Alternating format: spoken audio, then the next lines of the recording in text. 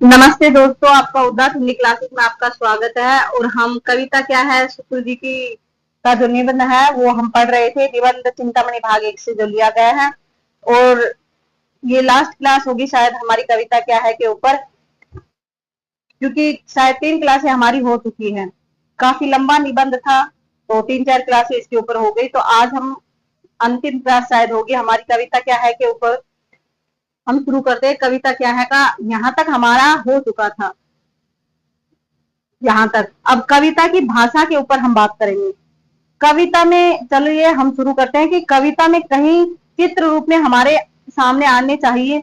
हम पहले कह आए हैं, अतः उसमें गोचर रूपों का विधान अधिक होता है। वह प्राय ऐसे रूपों और व्यापारों को ही लेती है जो स्वाभाविक होते हैं और संसार में सबसे अधिक मनुष्यों को सबसे अधिकतर दिखाई पड़ते हैं। अगोचर बातों या भावनाओं को भी जहां तक हो सकता है कविता स्थूल गोचर रूप में रखने का प्रयास करती है। इस मूर्ति विधान के लिए वह भाषा की लक्षण शक्ति से काम लेती है। किससे? कौन सी भाषा शक्ति से? लक्षण शक्ति से। ऐसे समय बीता जाता है, कहने की अपेक्षा समय भागा जाता है। रहना वह अधिक पसंद करेगी। किसी काम से हाथ खींचना, किसी का रुपया खा जाना, कोई बात पी जाना, दिन ढलना या डूबना, मन मारना, मन छूना, शोभा शोभा बरसना, उदासी टपकना इत्यादि ऐसे ही कवि समय सिद्ध उक्तियां हैं जो बोलचाल में रूढ़ी होकर आ गई है। लक्षणा द्वारा स्पष्ट और सजीव आकार प्रदान का विधान प्राय सब देशों के कवि कर्म में पाया जाता है। कुछ उदाहरण के लिए, धन्य भूमि वन पनपथ महारा, जय जय नाथ पाओ तू धारा, ये तुलसीदास जी की पंक्ति है। मनहु उमगी अंग अंग छवि छलके, ये तुलसीदास जी के हैं। मन चन्नरी चारू तुई सी परे, बनन में बागन में बगरो बसंत है, पद्मा करके। मतलब बताया था ना मैंने, ये नए नए की अंत की जो है ना, बनन में बागन में बगरो बसंत है, पद्माकर की पंक्तियां पढ़ते हैं तो उसकी मतलब की ट्यून अलग हो जाती है। उसकी जो लय गति है ना, वो लय अलग हो जाती है। वृंदावन बागन पे बसंत बरसों परे, वो तो श्याम रंग में चौराहे चित चोरा चोरा चोरी, बोरत तो बोइयों पे निचोरत बने नहीं। एहो नंद लाल लाल ऐसी व्याकुल परी है बाल, हाल ही चलो तो चली, जोड़े दूरी जाएगी। कहे पद्माकर नहीं तो ये झकोरे लगे, ओरे लो अचाका बिनु घूरे घोरे घूरी जाएगी। ये आप लोग पढ़ लीजिएगा, ये उन्हीं की पहल तो ही लगी। चैन चलो चेते ही न चंद्रमुखी, चेते ही कहूँ तो चांदनी में चुरी जाएगी। इन धारणों से स्पष्ट है कि वस्तु या तथ्य के पूर्ण प्रत्यक्षीकरण या भाव या मार्मिक अंतर्वृत्ति के अनुरूप व्यंजना के लिए लक्षणा का बहुत कुछ सहारा कवि को लेना पड़ता है। भावना को मूर्त रूप में रखने की आवश्यकता कारण कविता की भाषा में दूसरी विशेषता यह रहती है कि उसमें जाति संकेत वाले शब्दों की अपेक्षा विशेष रूप व्यवहार सूचक शब्द अधिक रहते हैं। कैसे? जाति सूचक शब्दों की अपेक्षा, मतलब जाति सूचक शब्द कब रहेंगे? अपेक्षा विशेष रूप व्यवहार सूचक शब्द अधिक रहेंगे। बहुत से ऐसे शब्द होंगे जिनसे किसी एक का नहीं बल्कि बहुत से रूपों या व्यापारों का एक साथ चलता सा अर्थ ग्रहण हो जाता है। ऐसे शब्दों को हम जाति संकेत कह सकते हैं।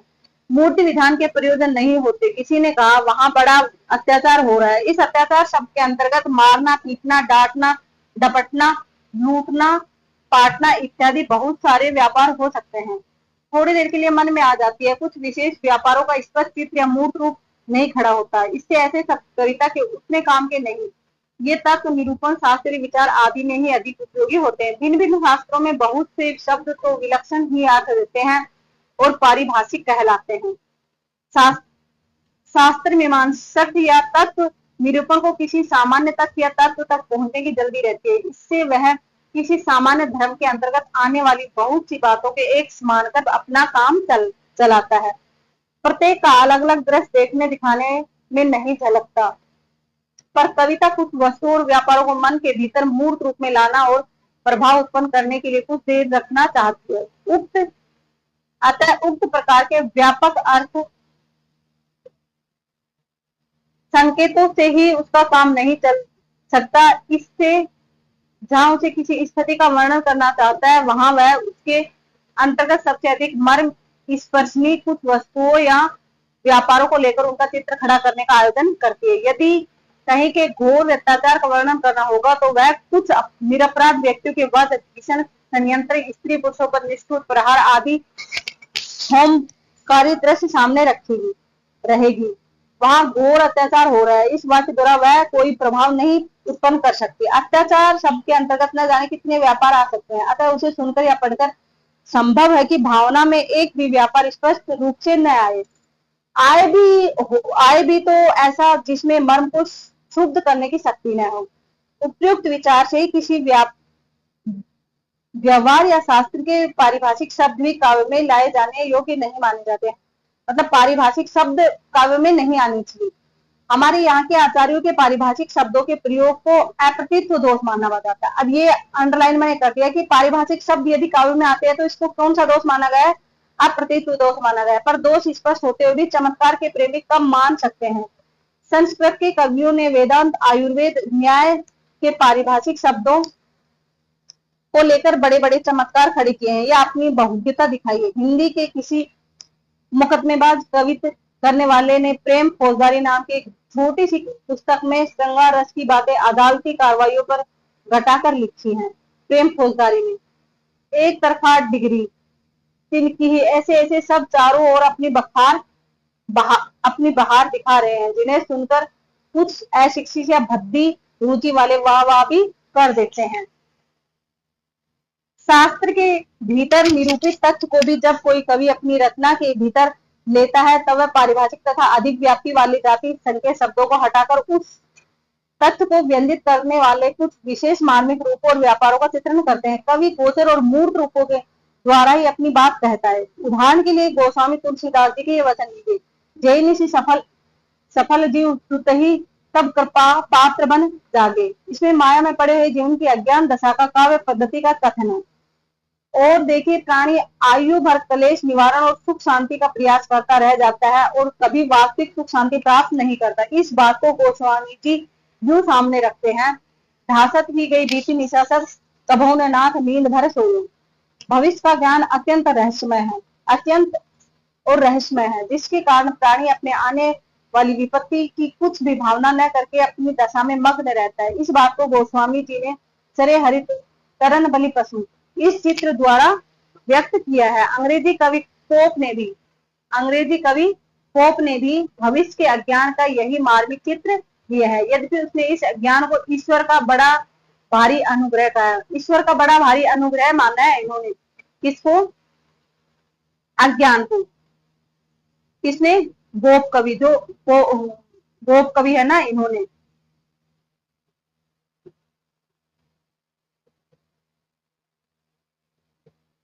ये उनकी पंक्ति है, ओपनिंग गोप, ये उनकी पंक्ति है, आप पढ़ लीजिएगा।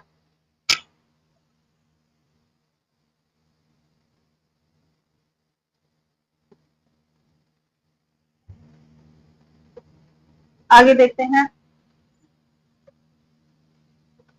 बातचीत में भी जब किसी को अपने कथन द्वारा कोई मार्मिक प्रभाव उत्पन्न करना होता है तब वह इसी पद्धति का अवलंबन करता है। यदि अपनी पत्नी पर अत्याचार करने वाले किसी व्यक्ति को उसे समझाना है तो वह कहेगा कि तुमने इसका हाथ पकड़ा है, यह न कहेगा कि तुमने इसके साथ विवाह किया है। विवाह शब्द के अंतर्गत न जाने कितनी विधि विधान है जो सब के सब एक बार के मन में आप ही नहीं सकते और उतने व्यंजक या मर्म स्पर्शी भी नहीं होते। अतः कहने वाला उनमें से जो सबसे अधिक व्यंजक और स्वाभाविक व्यापार हाथ पकड़ना है, जिससे सहारा देने का चित्र सामने आता है, उसे भावना में लाता है। तीसरी विशेषता है कविता की भाषा में वर्ण विन्यास। भाषा में वर्ण विन्यास कैसा हो?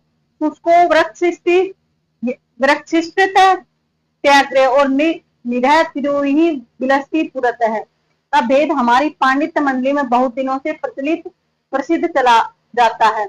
अब एक बहुत ही व्यापक कला है। जिस प्रकार मूर्त विधान के लिए कविता चित्र विद्या की प्रणाली का अनुसरण करती है, उसी प्रकार नाद सौष्ठव के लिए वह संगीत का कुछ सहारा लेती है। श्रुति कटु मानकर कुछ वर्णों का त्याग, वृत्ति विधान, लय, अंत्यानुप्रास आदि नाद सौंदर्य साधन के लिए ही है। नाद सौष्ठव के निमित्त निरूपित वर्ण विशिष्टता को हिंदी के हमारे कुछ पुराने कवि इतनी दूर तक घसीट ले गए कि उनकी बहुत सी रचना बेडोल और भावशून्य हो गई।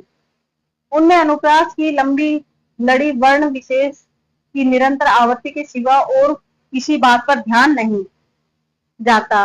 जो बात भाव या रस की धारा का मन के भीतर अधिक प्रसार करने के लिए थी, वह अलग चमत्कार या तमाशा खड़ा करने के लिए काम में आई। नाद सौंदर्य से कविता की आयु बढ़ती है। ये भी कितनी बार ये कथन पूछा गया है।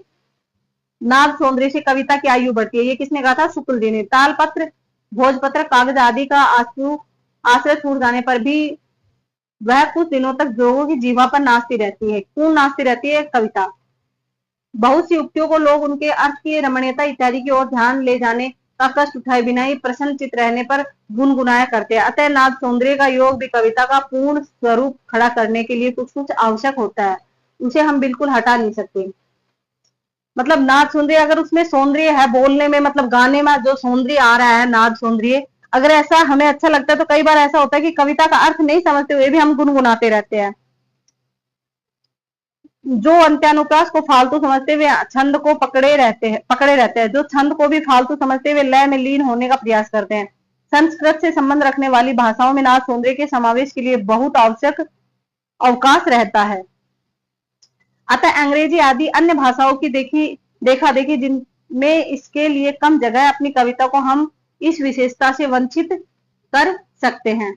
हमारी काव्य भाषा में एक चौथी विशेषता भी है जो संस्कृत से आई है। वह यह है कि कहीं कहीं युक्तों के नामों के स्थान पर उनके गुण रूप या आर्य कार्य बोधक शब्दों का व्यवहार किया जाता है। ये चौथी विशेषता बताइए।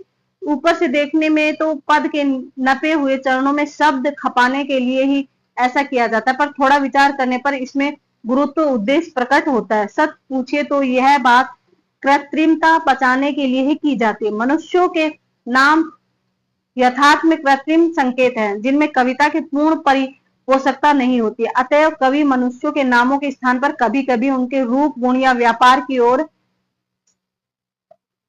इशारा करता है, जो स्वाभाविक और अर्थ गर्भित होने के कारण सुनने वाले की भावना के निर्माण में योग देते हैं। गिरिधर, मुरारी, त्रिपुरारी, दीनबंधु, चक्रपाणी, मुरलीधर, स्वयं साची इत्यादि शब्द ऐसे ही हैं। ऐसे शब्दों को चुनते समय इस बात का ध्यान रखना चाहिए कि वे प्रकरण विरुद्ध या अवसर के प्रतिकूल तो न हो। जैसे अब गिरिधर मतलब कि मार तो रहा है वो, उसको जो मुरारी तो है जो अरि का दुश्मन, मुर जो एक राक्षस था उसको मारा था, अरि मानी दुश्मन, और मतलब वो पर्वत को उठा रहा है, वहां का हम वर्णन कर रहे हैं। तो ये मुरारी शब्द उस स्थान के लिए उसके अवसर के अनुकूल है, प्रतिकूल है, ये अनुकूल नहीं है। ऐसे पर्वत को उठा रहा है, हम कहे हे मुरारी तुमने पर्वत को उठा, तो ये मुरारी नहीं आएगा, हे गिरिधर आएगा। वहां पे क्या आएगा? गिरिधर, मतलब गिरी को धारण करने वाला। इसलिए अवसर के अनुकूल ही शब्दों का चयन होना चाहिए। जैसे यदि कोई मनुष्य किसी दुर्धव अत्याचारी के हाथ से छुटकारा पाना चाहता है तो उसके लिए हे गोपी का रमण, हे वृंदावन बिहारी आदि कहकर कृष्ण को पुकारने की अपेक्षा हे मुरारी, हे कंस निकंदन, मतलब कि मुरारी और कंस का निधन करने वाले आदि संबंधों से पुकारना अधिक उपयुक्त है। क्योंकि श्री कृष्ण के द्वारा कंस आदि दुष्टों को मारा जाना देखकर उसे अपनी रक्षा की आशा होती है, न कि उनका वृंदावन में गोपियों के साथ विहार करना देखकर। इसी तरह किसी आपत्ति से उद्धार पाने के लिए कृष्ण को मुरलीधर कहकर पुकारने की अपेक्षा गिरिधर कहना अधिक अर्थ संगत है। मतलब अवसर के अनुकूल ही अर्थों के मतलब कि शब्द चयन होना चाहिए। अब आगे है कविता में अलंकार। कविता में भाषा की सब शक्तियों से काम लेना पड़ता है। वस्तु या व्यापार की भावना चटकीली करने और भाव को अधिक उत्कर्ष पर पहुंचाने के लिए कभी किसी वस्तु का आकार या गुण बहुत बढ़ाकर दिखाना पड़ता है, कभी उसके रूप रंग या गुण की भावना को उसी प्रकार के रूप रंग मिलाकर तीव्र करने के लिए समान रूप और धर्मशाली और वस्तु को सामने लाकर रखना पड़ता है। कभी कभी बात को भी घुमा फिरा कर कहना पड़ता है। इस तरह के भिन्न भिन्न विधान और कथन के ढंग अलंकार कहलाते हैं। इनके सहारे से कविता अपना प्रभाव बहुत कुछ बढ़ाती है। कहीं कहीं तो इनके बिना काम ही नहीं चल सकता, पर साथ ही यह भी स्पष्ट है कि ये साधन है, साध्य नहीं है। मतलब कि इन्होंने भी साधन माना है, साध्य नहीं है अलंकार। साध्य को भूलकर इन्हीं को साध्य मान लेने से कविता का रूप कभी कभी इतना विकृत हो जाता है कि वह कविता ही नहीं रह जाती। पुरानी कविता में कहीं कहीं इस बात के उदाहरण मिल जाते हैं।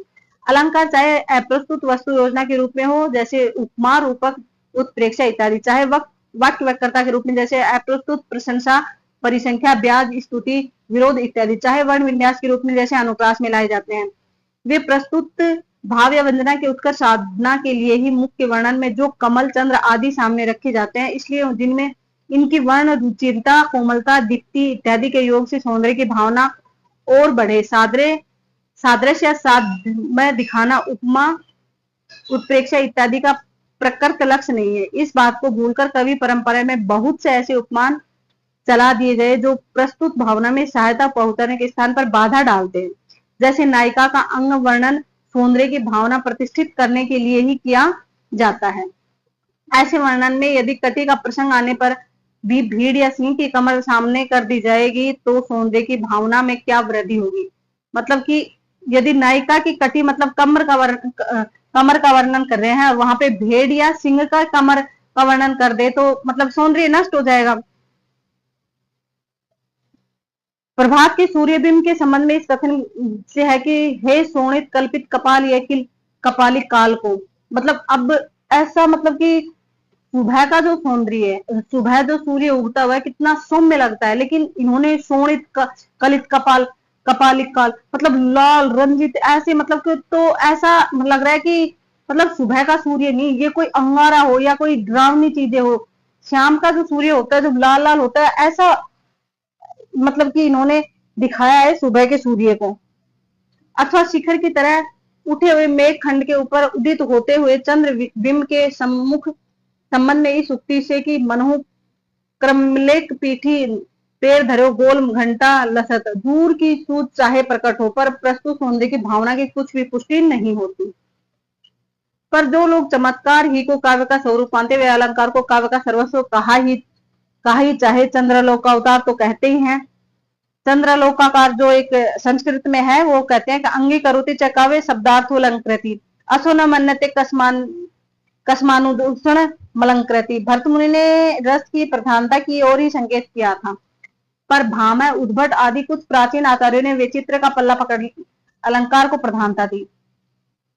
इनमें बहुतेरे आचार्यों ने अलंकार शब्द का प्रयोग व्यापक अर्थ में रस, रीति, गुण आदि काव्य में प्रस्तुत होने वाली सारी सामग्री के अर्थ में किया है। पर ज्यों जो शास्त्रीय विचार और गंभीर और सूक्ष्म होता गया त्यों तो साध्य और साधनों के विविक्ति करके काव्य के निज स्वरूप या मर्म शरीर के अलग निकालने का प्रयास बढ़ता गया। रुद्रट और मम्मट के समय से ही काव्य का प्रकृत स्वरूप उभरते उभरते विश्वनाथ महापात्र के साहित्य दर्पण में साफ ऊपर आ गया। प्राचीन गड़बड़ झोला मिटे बहुत दिन हो गए। वर्ण वस्तु और वर्ण प्रणाली बहुत दिनों से एक दूसरे से अलग कर दी गई है। प्रस्तुत अप्रस्तुत के भेद ने बहुत सी बातों के विचार और निर्णय के सीधे रास्ते खोल दिए। अब यह स्पष्ट हो गया है कि अलंकार प्रस्तुत वर्ण वस्तु नहीं बल्कि वर्णन की भिन्न भिन्न प्रणालियां है, कहने के खास ढंग है। पर प्राचीन अव्यवस्था के स्मारक स्वरूप कुछ अलंकार ऐसे चले आ रहे हैं जो वर्ण वस्तु का निर्देशन करते हैं और अलंकार नहीं कहे जा सकते। जैसे स्वभावोक्ति, उदात्त, उत्योक्ति। स्वभावोक्ति को लेकर कुछ अलंकार प्रेमी कह बैठते हैं कि प्रकृति का वर्णन भी तो स्वाभाविक अलंकारों का ही है, अलंकार ही है, पर स्वभावोक्ति कोटि में आ ही नहीं सकते। अलंकार वर्णन करने की प्रणाली है। चाहे जिस वस्तु या तथ्य के कथन को हम किसी प्रकार किसी अलंकार प्रणाली के अंतर्गत ला सकते हैं। किसी वस्तु विशेष से किसी अलंकार प्रणाली का संबंध नहीं हो सकता। किसी तथ्य तक वह परिमित नहीं रह सकता। वस्तु निर्देश अलंकार का काम नहीं, रस व्यवस्था का विषय है। वस्तु का निर्देशन करना अलंकार का काम नहीं, किसका काम है? रस व्यवस्था का विषय है। किन किन वस्तुओं, चेष्टाओं या व्यापारों का वर्णन किन किन रसों के विभाव और अनुभवों के अंतर्गत आएगा, इसकी सूचना रस निरूपण के अंतर्गत ही हो सकती है। अलंकारों के भीतर स्वभावोक्ति का ठीक ठीक लक्षण निरूपण हो भी नहीं सकता। काव्य प्रकाश की कारिका में यह लक्षण किया गया है। कारिका मतलब अध्यायों का जो नाम है ना, काव्य प्रकाश में कारिका है। स्वभावोक्ति डिंबावे स्वक्रिया रूप वर्णनम। अर्थात जिसमें बालकादिकों की निज की क्रिया या रूप का वर्णन हो वह स्वभावोक्ति है।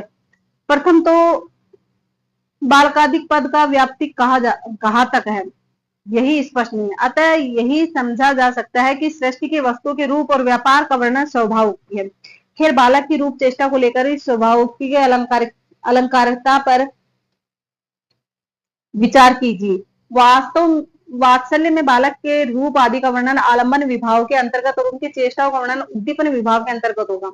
प्रस्तुत वस्तु की रूप क्रिया आदि के वर्णन को रस क्षेत्र से घसीटकर अलंकार क्षेत्र में हम कभी नहीं ले जा सकते। मम्मट ही के ढंग के और आचार्यों के लक्षण भी है। अलंकार सर्वस्वकार राजानयक रूयक कहते हैं।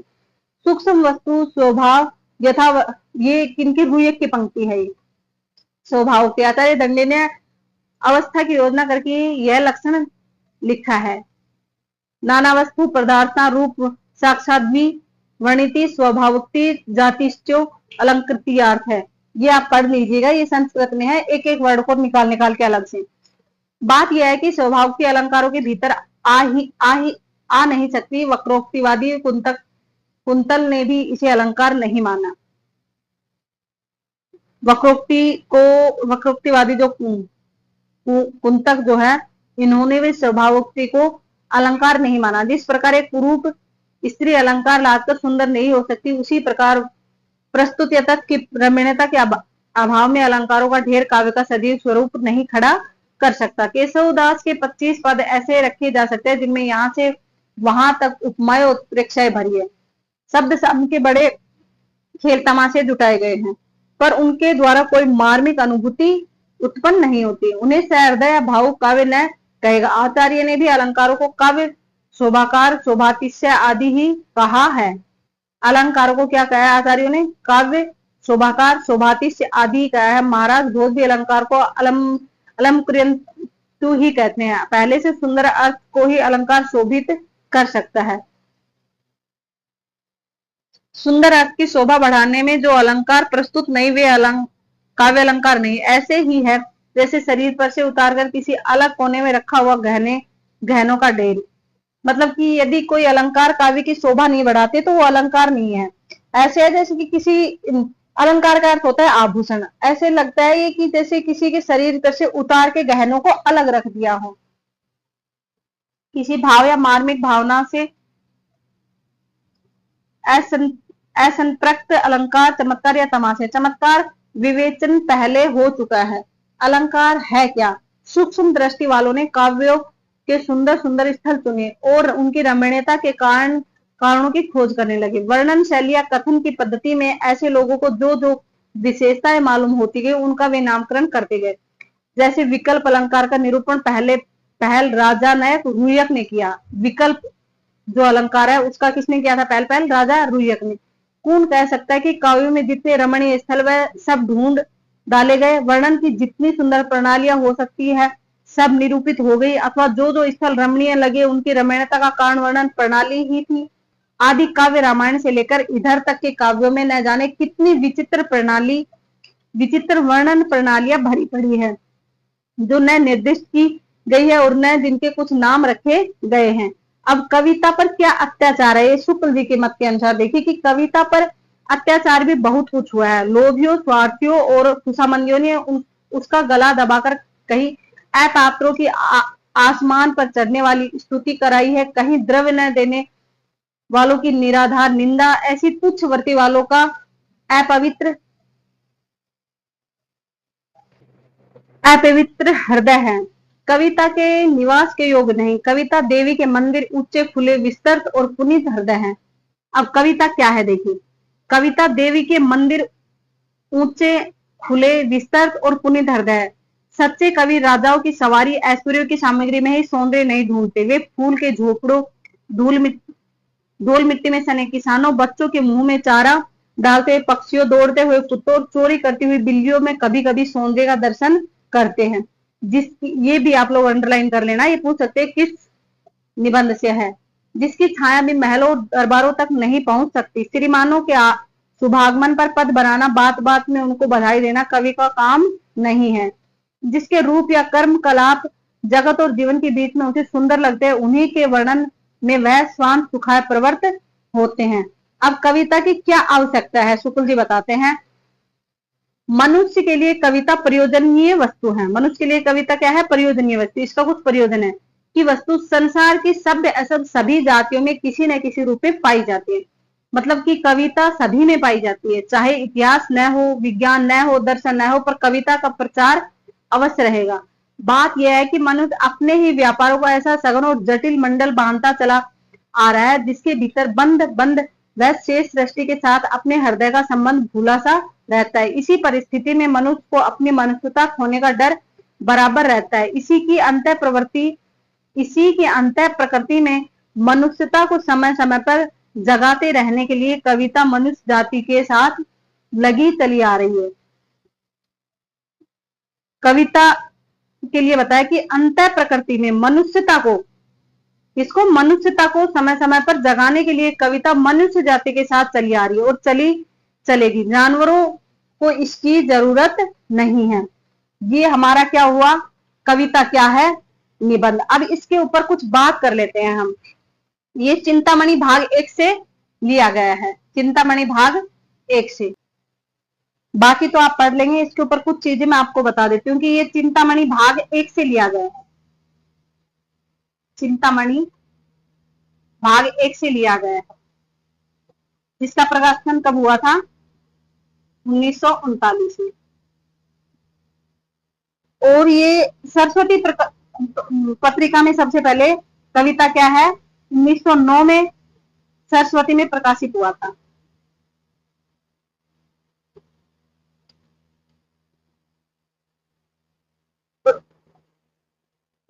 कविता क्या है। अब हम बात करते हैं कि इसमें कुल कितने परिच्छेद हैं। इसमें 13 परिच्छेद हैं।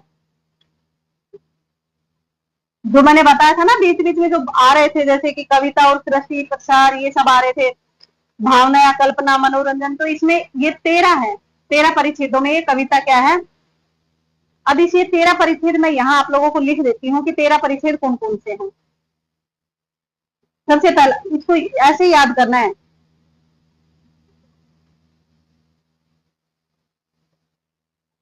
सभ्यता के आवरण और कविता। पहला क्या था हमारा, सभ्यता के आवरण और कविता। कविता दूसरा था कविता और सृष्टि प्रसार। कविता और सृष्टि प्रसार। तीसरा था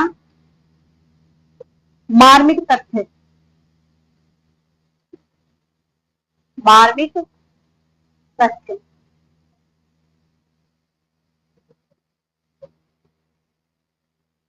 चौथा क्या था हमारा, काव्य और व्यवहार। काव्य और व्यवहार। व्यवहार। पांचवा क्या था, मनुष्यता की उच्च भूमि। मनुष्यता की उच्च भूमि। उच्च भूमि। छठा क्या था, भावना या कल्पना। भावना या कल्पना।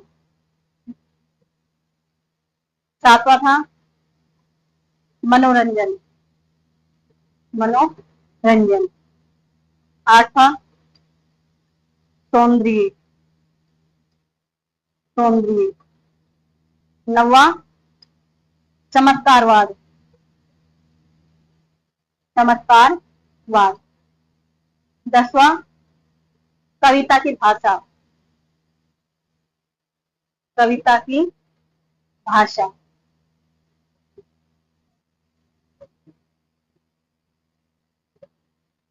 11 नंबर पे अलंकार। 12 पे कविता पर अत्याचार। पर अत्याचार। और 13 क्या था? 13 नंबर था कविता की आवश्यकता। अंतिम जो था कविता की आवश्यकता। ये इनके 13 परिच्छेद थे। 13 परिच्छेद। अब मैं आपको यहाँ एक चीज और बता दूं कि यहाँ पे रीतिकालीन कवियों के नाम आए हैं। रीतिकालीन कवियों के नाम, रीतिकालीन कवियों के जो नाम आए हैं, पूछ सकते हैं किसका आया था और किसका नहीं। तो इसमें एक तो आया था केशव का, केशव देव,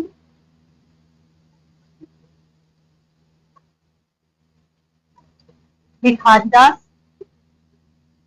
जो दास आया था ना वो भिखारी दास के लिए आया था। बिहारी,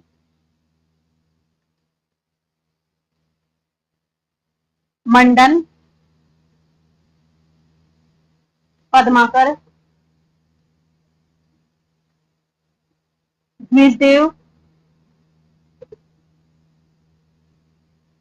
ठाकुर और मतीराम। ठाकुर और मतीराम, ये आए थे रीतिकालीन कवियों के नाम। रीतिकालीन कवियों के नाम। इसके साथ ही मैं नीचे आप लोगों को लिखवा देती हूँ, कुछ संस्कृत कवियों के भी नाम भी आए हैं। संस्कृत आचार्यों के नाम। ये कौन कौन आए थे? एक तो आया था रुयक का नाम, रुयक, 2-3 बार आया इनका नाम। तो एक मम्मट, एक जयदेव का नाम आया था, विश्वनाथ का भी नाम आया था, विश्वनाथ। और एक आया था भोज।